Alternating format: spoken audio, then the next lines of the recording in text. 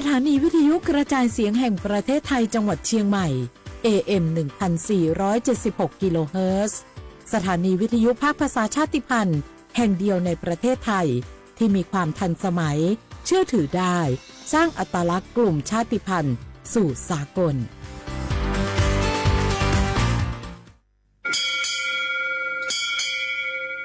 โอบูดะจ้าโอมิชเปอร์เหมอซุงคา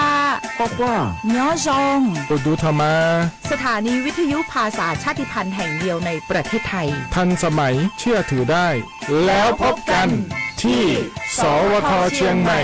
AM 1476 กิโลเฮิรตซ์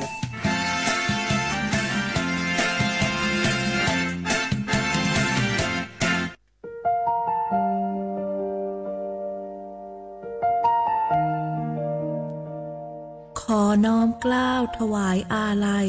สมเด็จพระพันปีหลวงพระแม่แห่งแผ่นดินผู้ทรงเมตตาเหนือเกล้าขอพระองค์เสด็จสู่สวรรคาลัยข้าพระพุทธเจ้าข้าราชการและเจ้าหน้าที่สถานีวิทยุกระจายเสียงแห่งประเทศไทยจังหวัดเชียงใหม่กรมประชาสัมพันธ์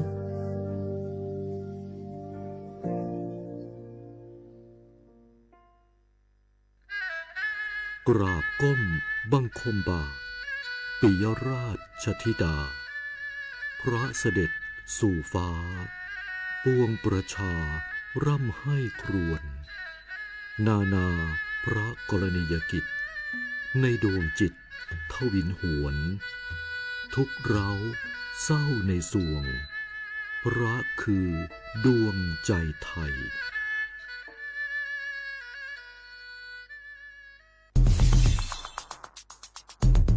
แค่ 3 ปีความเสียหายจากอาชญากรรมไซเบอร์ของคนไทยพุ่งทะลุถึง 94,000 ล้านบาทหรือเฉลี่ยปีละ 30,000 ล้านบาท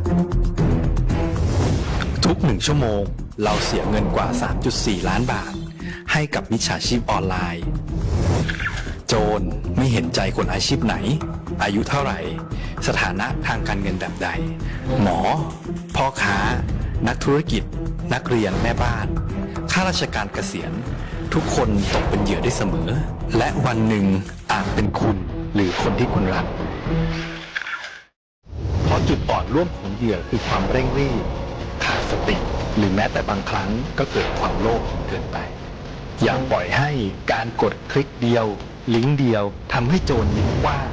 วันนี้ถึงเวลาแล้วที่คนไทยทุกคนจะต้องร่วมมือกันสร้างภูมิคุ้มกันอาชญากรรมไซเบอร์ช่วยกันหยุดก่อนที่ภัยไซเบอร์จะทำให้คนที่คุณรักและตัวคุณเองกลายเป็นเหยื่อ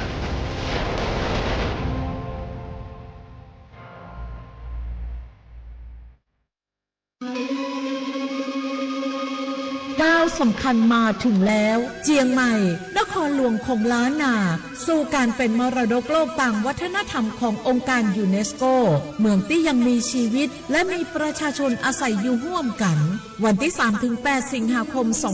2569 นี้สภาการโบราณสถานระหว่างประเทศจะลงพื้นที่ตรวจความพร้อมจังหวัดเจียงใหม่ขอเชิญชวนภาครัฐเอกชนและพี่น้องชาวเจียงใหม่ทุกคนมาร่วมแรงร่วมใจ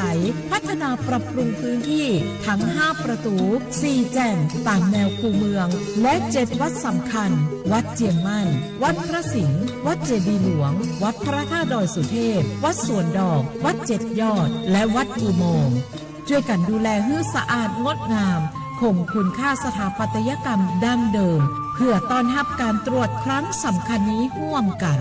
ร่วมสนับสนุนเจียงใหม่สู่เมืองมรดกโลกต่างวัฒนธรรมโดยสวทเจียงใหม่สำนักงานประชาสัมพันธ์ที่ 3 กรมประชาสัมพันธ์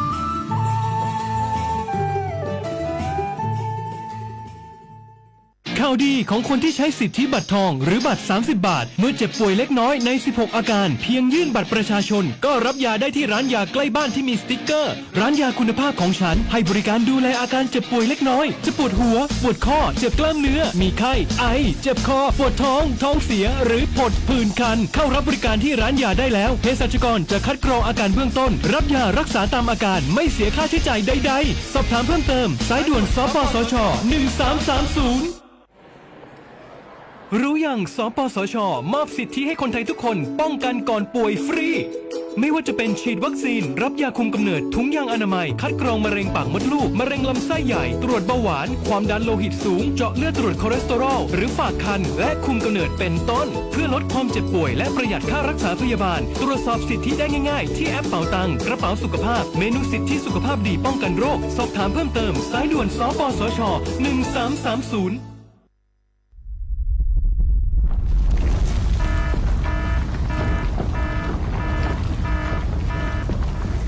ดูสิ รู้สึกสั่นๆพ่อปู่กำลังจะประทับร่างแล้ว ว้าย สั่นขนาดนี้เข้าแล้วแน่ๆ สาธุ เข้าอะไรล่ะ แผ่นดินไหว พวกเอ็งมุดลงมาหาที่กำบังใต้โต๊ะนี่เร็ว อย่าเพิ่งวิ่งออกไปข้างนอก ของจะหล่นใส่หัว แล้วตอนสั่นแรกๆทำไมท่านยังนั่งนิ่งล่ะครับ ตอนแรกมันสั่นระดับเบา แค่ให้เฝ้าระวัง แต่สั่นแรงขนาดนี้ต้องหมอบป้องเกาะ หาที่หลบกำบังที่แข็งแรง พวกเอ็งต้องรู้จักประเมินสถานการณ์ภัยบ้าง ประเมินภัยเป็น ปฏิบัติตัวถูก รับมือได้ทุกวิกฤต สำนักงานประชาสัมพันธ์ที่ 3 กรมประชาสัมพันธ์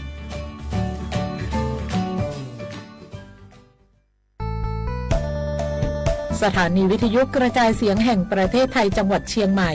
กรมประชาสัมพันธ์ ประกาศรับสมัครบุคคลเป็นลูกจ้างเหมาบริการตำแหน่งพนักงานกระจายเสียงภาษาเมียนจำนวน1 อัตรา เพื่อเป็นตัวแทนนำข่าวสารร่วมพัฒนาคุณภาพชีวิตชาวเมียนและเผยแพร่วัฒนธรรมท้องถิ่นให้เป็นที่รู้จัก ผู้สนใจยื่นใบสมัครด้วยตนเองได้ที่งานธุรการสถานีวิทยุกระจายเสียงแห่งประเทศไทยจังหวัดเชียงใหม่ตำบลช้างคลานอำเภอเมืองจังหวัดเชียงใหม่ตั้งแต่บัดนี้เป็นต้นไปสอบถามข้อมูลเพิ่มเติมได้ที่ 053-276-068 ในวันและเวลาราชการมังลิวเอาเก่งเศร้าก็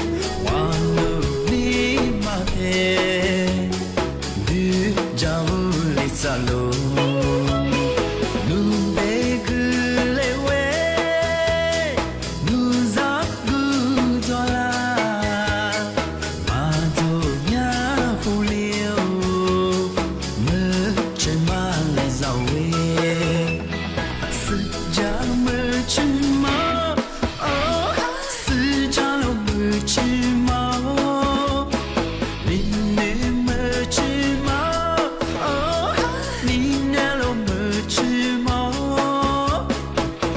一大不吃吗？咋咋不吃吗？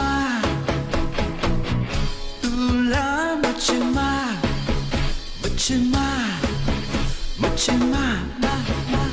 阿里瓜酱糯米不吃吗？不得里杜家店。เ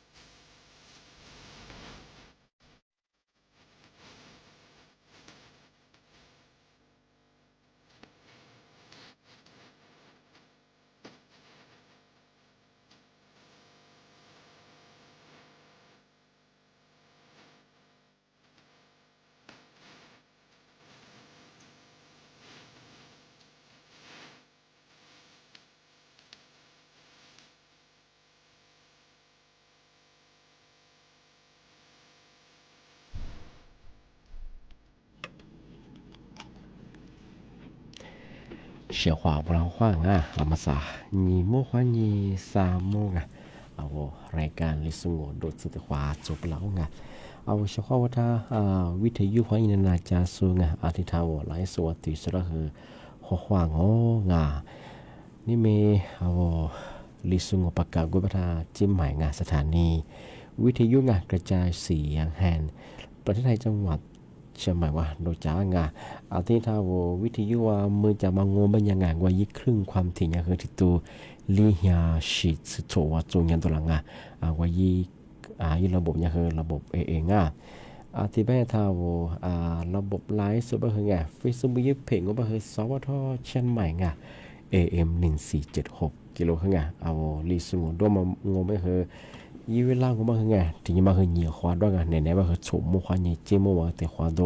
ที่มุลงก็ไม่ยังหนีมุขวานี่คือสามโมงนาทีเนี่ยขวานี่คือนาเนี่ยสุดท้ายนี่ดูอยากกว่านี่มีถึงยังงไม่ยังลิสุอาบาบางว่าคือพลังงานนี่มีถึงมาคือโชฮะนี่ถึงยังนี่มีถึงมาคือหลานี่หลามานี่ยี่คนนี่ตัวนี่จะโชโคท้ายอาบาไม่ยังคือสื่อหาจังหวะนี่มีถึงยังมาคือนาสานี่ยังทีนี้ยี่คนมาคือนี่ตัวเนี่ยชดซื้อกูของทีนี้เฉพาะนี่มีคือช่วงที่มาเตะปีมาสุดจริงใช่ไหมว่ามุสัญญาสำนักงานกรมอุตุนิยมวิทยาที่มีตัวผู้กูยิสูที่มาที่แจ้งตัวพลังมุสาโซพันเหนืองบัญญัติบางพื้นที่ถึงก็ถือตัวงบัญญัติคือมือหาเลี้ยมาคือที่โจเหตุบ้างที่นี่คือมือหาคือเนี่ยเลี้ยบ้างอะไรคือบางพื้นที่มาคือฉุดซื้อความเนี่ยคือฉีดซื้อเปอร์เซ็นต์เลี้ยบ้างที่นี่ก็คือจังหวัดว่าที่ฝ่าตั้งมาบ้างจังหวัดแม่ฮ่องสอนที่นี่คือเชียงใหม่ที่นี่คือเชียงรายที่นี่คือจังหวัดน่านบ้างที่นี่คือจังหวัดตากที่นี่คือจังหวัดพะเยาบ้างที่พื้นที่ที่มาจากสุพรรณมาคือแต่ที่นี่ฝ่าตาจามุบ้างที่นี่คือว่ายี่ข่าวสารติดตามด้านที่ยานหน่วยงานราชการว่าปีมาที่ประกาศแจ้งเตือนบ้างไปคว้าจังหวัดพื้นที่อะไรตัวเมืองขึ้นเรียบอาจจะเยอะมากมีความเสี่ยงประสบญาติที่ประกาศยังประงาทมาแต่ทำมาสุดจริงช่างที่ยังไงทำมาแต่เช้าโง่ไม่ยังไงทำมาเมชิเมียก็ละเฉพาะเนี่ยตัวปีมาประกาศยังไงเดี๋ยวมาสามารถยี่ข่าวขึ้นตัวยังว่าลงเบียบ้างทำมาว่าสักคนสมัยสู้สักคนกับเบกุว่ายิบไผ่ยิบบาแบบนั้นที่บ้านแม่ก็ถึงเนี่ยตัวเบียมันบ้างหลักโซเชียลมันก็ยังนี่จะชัวที่บ้านก็ไม่ทำอะไรมุสายิข้อมูลล่าสุดมุสาหลักโซเชียลไม่เคยยังสาธิตนิวที่เลยชัวร์แล้วบ้างมีอย่างงี้ไม่ยังที่หลักโซเชียลไม่เคยว่าเชื่อห้ามได้ช่างว่าตุ้งฟูมีอย่างสิ่งบางอย่างที่คือเชื่อห้ามได้คือตัวคนยังเชื่อมั่นมีที่นี่คือตัวเบียมันคือเชื่อความยังที่บ้านก็ไม่ยังคือนี่มีถึงยังคือที่สาธิตนิวมันคือบุรีที่ความยังสิ่งที่ว่าอะไรตัวจะบ้างสิ่งที่ส่งยังบ้างที่หลักโซเชียลมันบ้างคือยิบช่วยคือมากูบ้างปุ๊บส่งที่นี่คือรัฐบาลที่ยิมิตสังที่อยู่กูที่เกิดบ้างที่มาสัตว์เสียงแล้วบ้างแต่มาคือเบนช่วงมองช่วงมาเป็นข้าวมาอะไรตัวกับเบียร์สักคนสมัยกับเบียร์มาคือแต่กับกุญยิงกับใจว่าเป็นข้าวโนยี่ล้างพอดีงงเป็นยังไงหน้าตามแบกขึ้นแบกอะไรกว่าจัวมาจัวมาคือกับกุญยิงกับใจแบบน่าจะเป็นข้าวทำไมชื่อพักเรางงเป็นยังไงคือเรามายินหน้างนัดตานมาจะบ่คือที่แค่แถะที่เสื้อบ่คือที่ตื่นน่าเชื่อง่ายที่มองไม่คือฮักคือถึงมาจะบ่คือหลักว่าคือเมียบ่คือแต่ก็ว่าคือตื่นนางยินบ่คือเกี่ยวของมันบ่คือตัวเบียบ่คือตัวคือเชื่อมันหลักตัวเชื่อมันแต่มาคือยี่ข้อมูลคนนี้มันบ่คือสาธิตนี่ว่าที่ชื่อคนละแบบของแต่มาคือแต่ปีมาสถานีเชื่อง่ายที่บ้านก็ไม่ยังไงที่มาที่เช้าโง่ไม่ยังญาติสำนักงานตำรวจคือมาในอยู่ฝรั่งปีขว้าโวที่ตัวพาเบียงโง่ไม่ยังไงที่มาคือแปลวิธีเหตุที่เอากูเดียวที่ตัวลอยมาที่ลิสต์ตั้งไม่ยังแบบน่าจะมันจะเช้าที่สถานการณ์ที่เช้าประจำมาคือมาคือที่ยีไปสิ ยี่วุติมังโงเป็นยังไงปีว่าอัตุภาพยังมาเหออามาเหอโจทีเดีตั้งสติยังไงจุดซ้อนยังไงยังมาถัดเสือถัดโจไม่ใช่ไงมีเหตุทีเดี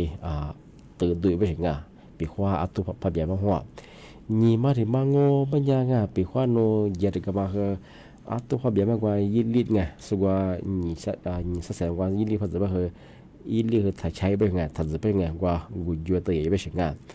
สามารถที่มังโงเป็นยังไงทำมาคือปีว่าอัตุคือภาพยังมาเหองานกว่าใช้ฐานดับเพลิงไงสุกว่าตัวเบียร์ก็คือที่สิ่งกุลมาคือกว่าความที่กระชิบที่กังว่าเอชิไม่ใช่ไงรีมาถึงมังโงเป็นยังคือว่าห้องน้ำของงานที่เชื่อตื่นดีมาคือไทยไม่ใช่ไงห้องน้ำของมาคือว่าเยี่ยคือดูดูมันจะมาคือตุ้งขวดแล้วมาคือตุ้งขวดเชื่อมาคือเชื่อหำแต่มาคือแต่มาคือหลักสูตรเชื่องว่ามาถึงมังโงเป็นยังไงตัวคือพอเบียงโงเป็นยังว่าที่มือซ้ำแบบบุชิบังขวานี่คืออันยัดตีนี่ว่าที่ว่านักขวานักขวาที่เชื่อไม่ใช่ไงตัวคือมาดูในมังเดียวเชื่อหาน้ำมังโชมาที่มังโงไม่ยังปีว่าว่ากูเดียวตัวคือพอเบียงโงไม่ยังว่าว่ายิตานี่ที่กูเดียวเลี้ยมังมาถ่ายยี่ไม่ใช่ไงอันตรายใช่ไงชีมาที่มังโงไม่ยังว่าคือมาโฟกัสแต่กว่ายี่รูปปีเป็นไงอีกมาก็เทชูยังไงปีว่าตัวคือภาษาไม่เคยถามฟุบรองเฮมาที่มังโงไม่ยังชอบกันปีว่าตัวคือพอเบียงโงไม่เคยไงว่ายี่เนี่ยคือที่เราชิคุยไม่ใช่ไงว่าที่เห็นยี่บ้าคือ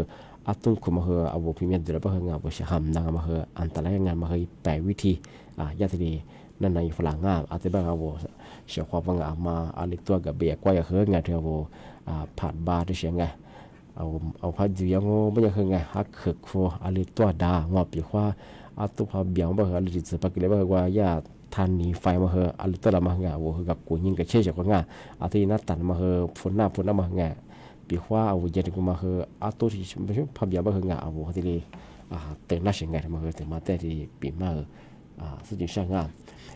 ที่แบงก์ไม่ยังไงที่มาแต่ช่างไม่ยังคือที่มาสื่อตาจิตช่างงานมาย่าสำนักงานตำรวจแห่งชาติมาแจ้งตัวฝรั่งเมื่อสองเมื่อกลุ่มมิจฉาชีพที่มาคือลาโทฟลายังไงในระหว่างใช้สิทธิ์คนละครึ่งที่ไทยช่วยไทยพลัสมาคือผู้บริตีมีตัวว่ายังคือสัตว์ตัวที่เรียกหรือเป็นยังไงระหว่างยี่ลีสุฝรั่งเวลาทางนี้ถือยังคือยิงยังจะมาคือจวดลงที่บ้านชาวของปีว่าโทรศัพท์คนนี้ว่ายี่ข้อความที่เชื่อว่าย่ายี่ลีที่เชื่อพาสุฝรั่งโง่เป็นยังไงมาคือฐานนี้ดีบางงานมาย่ากระทรวงการเขาว่ายังสุฝรั่งงานมาคือโดยกลุ่มไม่ใช่เชื่อว่ายังสุฝรั่งที่บ้านคือปีว่าผู้บาดเตื้อคือไงสุผู้บาดเกอว่ายี่แอดกระเป๋าธนาคารจงไงทางเกิดมางานวันนี้ปั้นในแบบว่ายี่ไลค์ความแบบเฟซบุ๊กความเป็นงานว่าโทรศัพท์คนนี้ยี่ลีสุฝรั่งทำมางานมาคือยังเคยยี่ข้อมูลยี่ปองมาคือฐานยี่ดีง่ายมาคือที่จะมาปีมาแต่แจ้งตัวอย่างที่ไม่ยังไงชาวบ้านมาสานั่นแหละคือมกว่าที่ว่ายืนนางว่าชาวบ้านวิทยุนาจะส่งที่ทางวันไลฟ์สดที่สุดคือข้อความว่า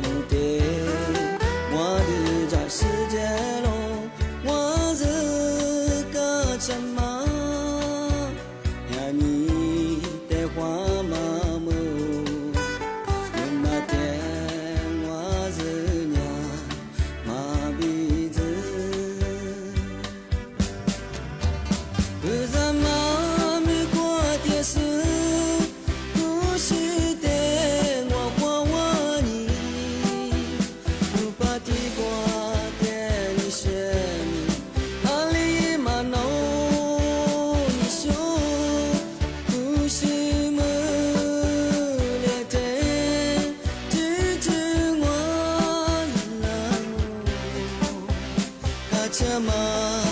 yani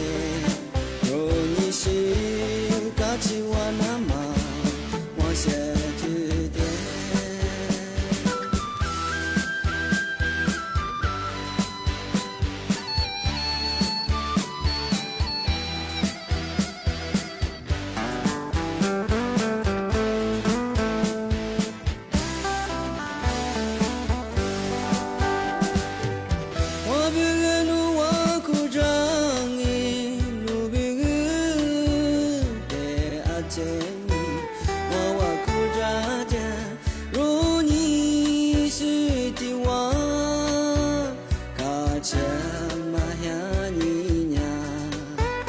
我把听过这拉头你是肉，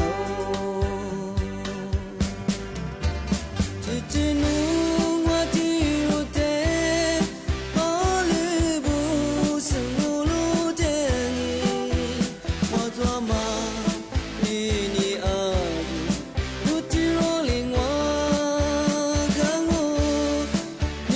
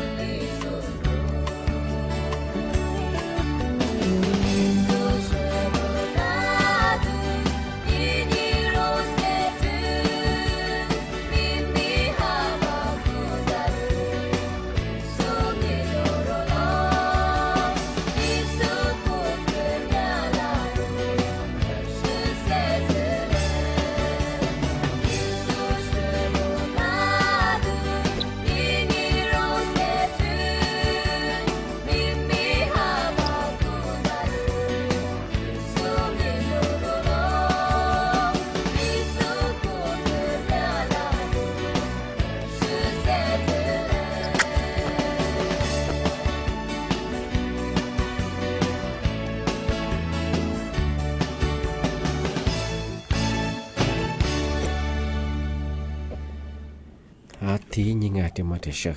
เอาเชื่อข้อกันว่าจะมาปีใหม่ที่สุดท้ายจะ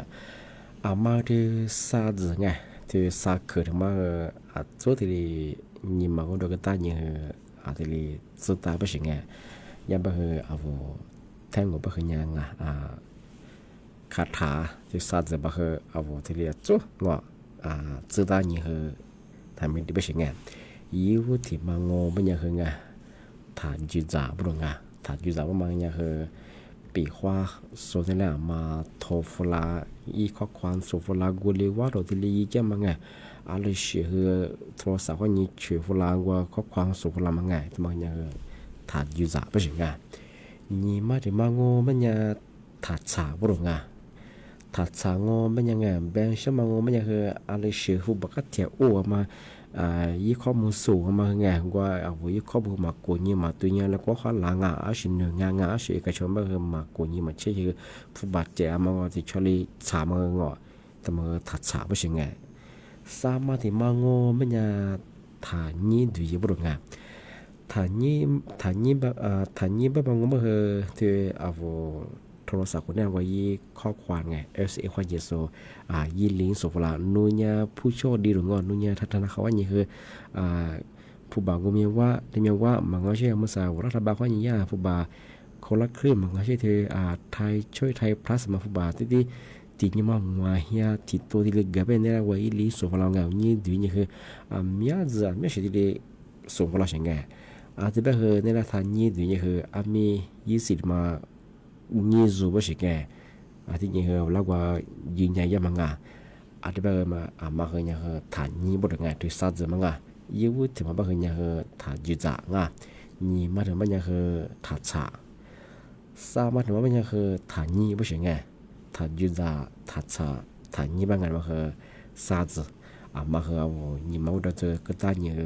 อโจ้ที่จุดตาชของงานปีว่าที่ยิงงานที่เนี่ยมาเสือว่าทุกฝ่ายเนี่ยคือคนเนี่ยถ้าชูกมาเป็นยังไงหน่วยงานกมาทำเป็นยังไงนั่นคือยืนจอหรือเป็นยังไงผู้บ่าวโอ้เจ้ามาดูงอแล้วก็ข้อมูลส่วนจะมาเนี่ยจะมาถ่ายยืนจ่างออาจจะผู้บ่าวโอ้เจ้ามาเนี่ยถ่ายสาบเป็นยังไงมาคืออันนี้สิ่งที่พยายามมาสู้กับกุญกับเชงโน้ตที่มากุญมาเชื่อเป็นยังไงสุดท้ายไปเลยผู้บ่าวคือสุดเตียวข้อมูลสุดเตียงมาเนี่ยคือกลุ่มมิจฉาชีพว่าที่กลับมาประกอบมาคือที่สัตว์มาที่ละจุดที่สุดท้ายเนี่ยคือที่อยู่ไม่ใช่งานแต่มาแต่ปีมาสุดที่ช่างงานที่แบบมันยังเฉพาะงานนี่มีคือนะปีมาคือที่เรียนจวงที่แบบคือที่ขวาหมดเลยขวางอะไรก็ลิสงดมมันก็คือในยังงานสูบมุขวานี่จิ้มหัวตัวขวาด้วยที่มูลเราไม่ยังคือหนีมุขวานี่คือ3 โมงนาทียังขวานี่คือน่าเนี่ยสุดจ้างว่าเฉพาะท่าวิทยุคนนี้นั่นจะสู้ไงที่เราไลฟ์สดที่สุดก็คือข้อความของที่ยังคือสุดท้ายหนีมุขนี้หนีมุขกับแบบว่าวิทยุคือเนี่ยยี่สิบปีแล้วมาคือละ30 นาทีที่เรียนมาดูกันเลยใช่ไงจากที่กระบอกเนี่ยคือวิทยุคือมาดูอะไรกิเลงมาซื้อเป็นยังไงนี่ไม่ถึงยังว่าเธอยากว่ายี่กว่าสิสูงไงจอยยี่ใส่เนี่ยเธอกว่าสูยี่เครื่องมากว่าเธอทางภาษายี่แบ่งว่ายาเธอตัวจีเฉยๆไงมายาที่ดีก็แต่แบบฝรั่งอะไรแบบคือเอาทางวิทยุในการสับคือทางชิลกุลาไงที่หนีมุขนี้3 โมงบางอย่างคือกว่าวิทยุมาดูมาคืออะไรที่จวงงานมาแต่มาปีว่าช่างงานที่เป็นยังไงรายการลิสงโดมาคือไงนี่แบบคือหนีมุขนี้คือ3 โมงบางคือไงทัศน์กูเล่าไงเฉพาะคือบุ้งงที่แบบคือสร้างแนวชมมุขนี้คือจีมุว่าที่ขวาหมดเลยขวางเฉพาะคือบุ้งเขาขวาสวัสดีครับ